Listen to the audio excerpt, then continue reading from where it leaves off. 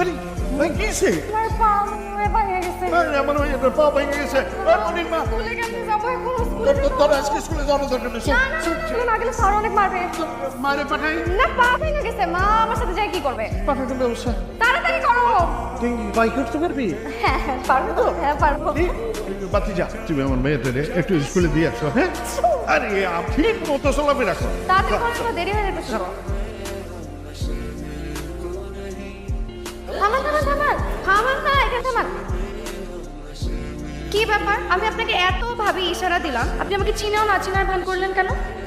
এই জন্য পা ভাঙার একটি আপনি কিন্তু আমার জন্য অনেক লাকি। মানে এই যে আমি সেদিন বিয়ের দাওয়াতে একদম যেতে চাচ্ছিলাম না, তো ফুপু জোর করে নিয়ে যেতে চাচ্ছিল। দেখেন আপনার জন্য সেই বিয়ের দাওয়াতেও যাওয়া লাগলো না। তারপর আমার অনেক দিনের ইচ্ছা আমি না বাইক নিয়ে ঘুরবো, কিন্তু কোনোভাবে সেটাও হচ্ছিল না। আপনার জন্য এখন সেটাও পসিবল হবে।